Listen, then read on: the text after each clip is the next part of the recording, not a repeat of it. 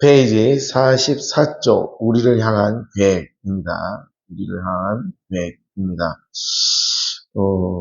그 계획은 뭐 뻔합니다. 그냥 우리를 구원하시기 위해서 예수님께서 오셨고 예수님께 우리를 사랑하신다. 뭐 그거에 대한 계획인데 여기에 그런 내용이 나와 있지 않아요. 제가 그냥 정리를 내린 겁니다.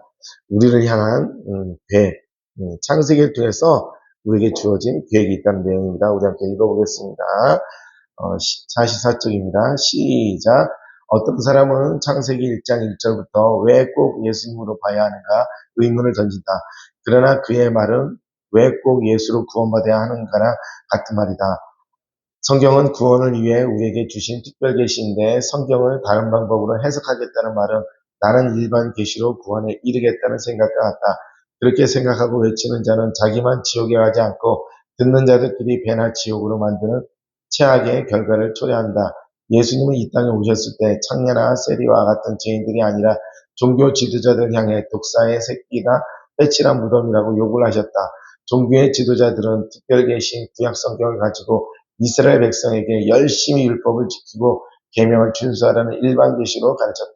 그러한 종교 지도자의 죄악은 이 시대에도 그대로 나타난다. 어떤 학자가 천국에 대하여 강의하거나 예수님의 일대기에 대한 교양 프로그램이 제작되었다 해도 그것은 일반 계시에 불과하다. 우리는 성경의 다양한 해석의 방법이 있지만 그 중에서 예수님으로 해석하는 방법을 택하지 않았다. 성경의 유일한 해석 방법은 예수님의 관점을 보는 것 외에는 없다. 이것이 인간이 믿든 믿지 않든 영원히 변치 않는다. 이 말씀은 여러 가지 지금 함축된 내용인데 창세기를 갖다가 우리가 예수의 계시로 보지 않으면 이게 다 잘못된 거라는 거예요. 창세기를 예수의 계시로 보지 않으면 우리가 이 책을 성경에 넣을 이유가 없어요. 하나님 말씀 안에 넣을 필요가 없는 거예요. 그런데 우리는 창세기를 단지 우리를 위한 창조에 대한 설명일 뿐, 그리고 아브라함과 그 족보, 믿음의 조상에 대한 이야기일 뿐, 이렇게 나와 있는 거예요. 근데 모든 것을 예수님으로 보고 예수님으로 해석해야 된다. 이런 내용입니다. 여기 또 있어요. 일반 계시로 구원에 이르겠다는 것 생각과 똑같다. 그렇게 생각하고 외치는 자는 자기만 지옥에 가지 않고 듣는 자들을 배나 지옥으로 만드는 최악의 결과가 통한다. 이렇게 말하고 있다는 것이죠. 그래서 이게 이렇게 말하는 배나 듣는 자도 지옥으로 만드는 최악의 결과. 목회자들 야단치고 있는 거예요. 목회자들이 알지를 못하니까 그냥 자기 배운 지식으로 이렇게 예수의 계시로 해석을 할지 모르니까 배나 지옥으로 성도들과 지옥으로 이끈다 해서 굉장히 무서운 말인 거예요. 그래서 최악의 이 땅에 오셨을 때 창녀나 세리들이 죄인이 아니라 그 종교 지도자들, 오늘날 종교 지도자들 똑같은 거예요. 빼칠한 무덤이나 독사의 새끼. 이게 우리나라 언어가 아니라서 이게 욕이 아닌가 보다 하지만은 제가 말씀드렸잖아요. 독사의 새끼는 우리나라의 그 강아지 애기랑 똑같은 욕이에요. 우리는 그 얘기 들으면 화가 확 나잖아요, 우리는. 그리고 그런 욕을 우리는 감히 하지 않잖아요. 근데 예수님은 그 당시에, 서기관과 바리새인 종교 지도자들이거든요. 그 사람들 향해서 그냥 끊임없이 이 얘기를 한 거예요. 해칠한 무덤이라는 건 뭐니까? 그 무덤이 그 새카만데 거기다 하얀 칠을 하면 여기가 무덤이 아니라 깨끗한 곳이다 했는데 무덤은 죽음의 사망에 대한 걸 이렇게 덮은 거예요. 그러니까 가식적이라는 거야. 아주 가식적이고 아주 그냥 남한테 이렇게 보이려고 행세만 하는 자들이다 이렇게 탓을 이렇게 하는 겁니다. 그래서 이 예수로 해석하는 방법을 택하지 않고 밑에서 세 번째 줄 성경의 유일한 해석 방법은 예수의 관점을 보는 것 외에는 없다. 이 책이 굉장히 이게 근데 만약에 저와 여러분이 이 책을 끝까지 읽으면은 아마 그 지식의 수준이 어마어마한 지식의 수준에 이를 거예요. 그리고 이 책을 목사님 자꾸 읽어도 까먹는데요. 괜찮아요. 저도 이거 제가 이거 네 번째 읽나 그런데 까먹어요. 기억 하나도 안 나요. 근데 딱 읽으면 읽을수록 아멘 아멘 하면서 이 책이 그리고 언젠가 필요하면 이게 말로 나오더라고요. 이게 말로 나와요. 그러니까 잊어먹어도 괜찮아요. 이거 기억하면은 정상적인 사람이 아니에요. 당연히 다 잊어먹어야 돼요. 근데 필요에 따라서 주님이 다 기억나게 해주세요. 자, 그 다음 읽어보겠습니다. 여호수아 함께 시작. 여호수아와 함께 가나안을 정복했던 장로들은 이 땅에서 생명을 마치기 전까지 하나님을 섬기는 일에 대하여 전혀 주저함이 없었다. 그들이 처음부터 하나님을 사랑하는 자들이었기 때문에 하나님을 경외한 것이 아니다. 그들은 여호수아를 통해 하나님이 누구신지 직접 보고 들었다. 하나님은 사랑하는 자들에게 넘치도록 상을 주시는 분이지만 하나님을 경외하지 않는 자들에게는 무섭게 심판하는 분이심을 그들은 정확히 알았다. 그들은 믿음이 없는 자들을 광야에서 40년 동안 방황하도록 만드시고 하나님을 대적하는 자들은 심판하시는 두려운 하나님을 경험했다. 또한 그들은 가나안을 정복하는 과정을 통해서 가나안 민족은 진멸하시는 하나님의 약속의 땅을 택한 백성에게 반드시 주시는 좋으신 하나님이심을 동시에 경험했다. 그들은 하나님의 사랑과 심판을 알았기에 여호수아가 함께하는 하나님을 전심을 다해서 믿었다. 우리가 하나님에 대해서 막연히 갖고 있는 생각이 그냥 착하신 할아버지신 요구하고 많이 착각해요. 예수님에 대해서도 그냥 마음 착한, 마음 좋으신 할아버지신, 관대하신 하나님 이렇게 착각을 해요. 그런데 하나님을 죽이시는 하나님이에요. 죽이는 하나님, 심판의 하나님이에요. 그들이 우리는 갈 수 없습니다. 갈 수 없습니다. 가나안 정탐했을 때 그렇게 외치는 그들을 향해서 40일 동안 정탐했으니까 40년 동안 방황해서 다 죽여버리겠다 그랬어요. 근데 진짜로 다 죽여버렸어요. 다 죽여버리고 여호수아와 갈렙만 80살 넘었을 때 요단강을 건너게 했어요. 그럴 정도로 아주 명확하게 다 죽였어요. 가나안 땅은 이스라엘 백성에게 주기 위해서 이방 민족은 다 죽였어요. 다 죽였어요. 우리가 오늘날 교회 안에 들어있으면 다 살 수 있다고 생각해요. 그리고 직분구원론이 다 들어와 있어요. 그래서 목회자는 구원받을 거다. 장로는 구원받을 거다. 권사님은 뭐 당연히 구원받겠지. 안수집사는 당연히 이거 다 직분구원론에 빠져서 아주 잘못되고 있는 거예요. 이것을 위해서 종교개혁을 했는데 다 잊어버린 거예요. 500년이 지나면서 종교개혁에 대한 것도 다 잊어버린 거예요. 직분구원이 아니라 구원은 내가 예수를 믿고 하나님 앞에서 코람되어야 해요. 한 명대 한 명대 이렇게 구원해 받아서 우리 예수님을 의지해서 구원받는 거지. 뭐 교회 다니니까. 아니 교회는 두 가지, 교회 안에는 두 가지가 있어요. 이 안에는 천국교회와 천상교회와 지상교회가 같이 엉켜 있어요. 천상교회에 속한 자들은 생명체의 이름이 기록되어 있지만은 이 안에 있음에도 천상교회에 속하지 않은 지상교회에 속한 자는 구원 못 받아요. 죽는 거예요. 그냥 죽는 게 아니에요. 죽으면 차라리 낫죠. 지옥불에서 그냥 영원 속에서 그냥 불에 튀겨서 고통을 당하는 거죠.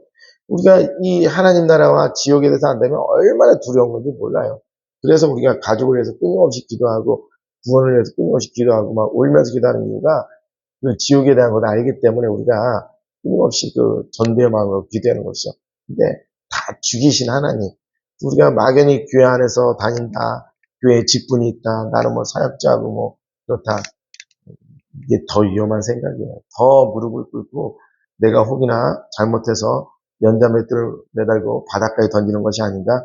이런 마음 갖고 사역자들은 앞에서 해야 될 것이고 또 교회에는 그 직분을 가지면 가질수록 더 낫고 더 겸손해지고 더 저거하라고 주님이 직분 주신 거기 때문에 교회 철저하게 우리가 그 직분을 위해서 겸손해야 됩니다. 하나님과 관계는 1대1입니다. 시대마다 경건한 자들이 있다. 이 경건은 자도 읽어보겠습니다. 시작. 시대마다 경건한 자들이 있었다. 그들은 하나님이 누구보다 주장했겠지만 하나님 얼마나 무서운 분인지 잘 알았다. 경외는 사랑의 마음과 두려움의 감정을 동시에 포함하는 개념이다. 하나님을 향한 마음은 균형 감각이 중요하다. 우리가 하나님을 너무나 사랑한 나머지 그분을 우습게 여기면 안 되고 하나님은 매우 두려워해서 그분 앞에 가기조차 싫어하면 안 된다. 우리의 신앙은 좋으신 하나님과 두려우신 하나님이 잘 조화되어야 한다. 우리의 영성이 조화되지 않으면 언제든지 쉽게 무너지고 좋아 보이던 믿음도 흔적조차 남지 않는다.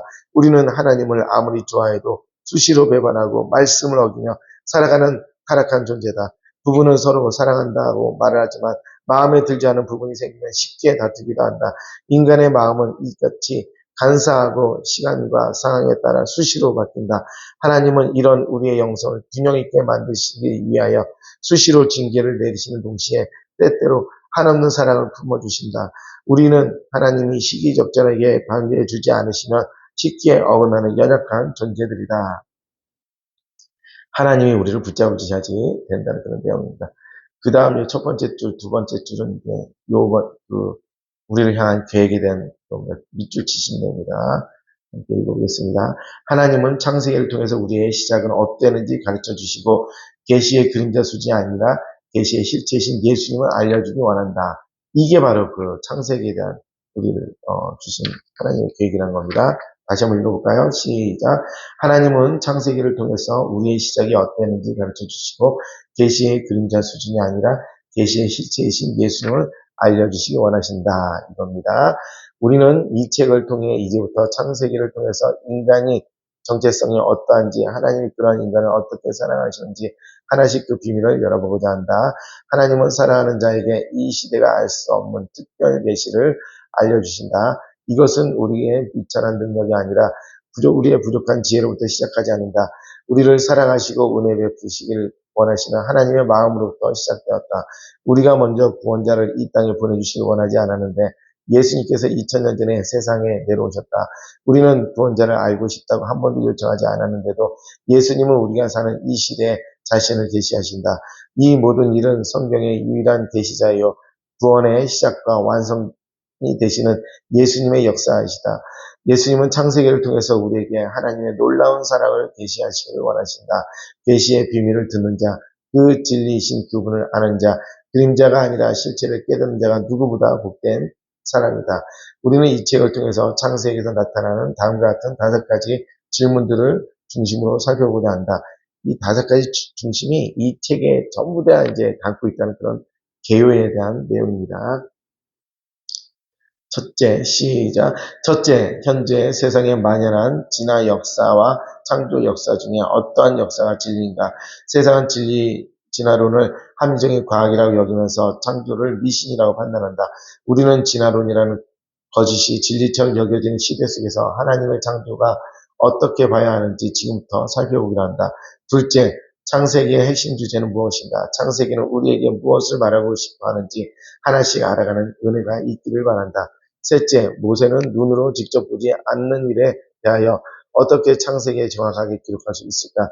우리가 예수의 시작을 마지막 챕터로 가면 그 의문이 풀리게 된다. 넷째, 예수님은 창세기에서 어떤 모습으로 나타나시는가? 성경이 구원자 예수님에 대한 이야기라면 창세기에서 예수님은 어떤 모습으로 나타나시는지 알아보기로 하자. 다섯째, 하나님은 창세기를 통해 우리에게 무엇을 말씀해 주시는가? 창세기는 하나님께서 오늘날에 우리에게 분명한 의도를 가지고 기록되셨다. 우리는 앞으로 책장을 넘길수록 하나님의 뜻이 발견하게 된다. 예수님은 인간이 하나님을 잊었을 때 모세를 불러서 태초에 만물을 창조하신 역사를 기록하도록 계시한 것처럼 우리의 길을 열어 계시의 말씀을 들려주신다. 예수님은 하나님의 아들들과 사람의 딸들이 서로 교란해서 하나님을 대적했을 때 노아를 불러서 방주를 만들도록 계시하신 것처럼 우리의 눈을 열어 이거를 읽도록 허락하신다.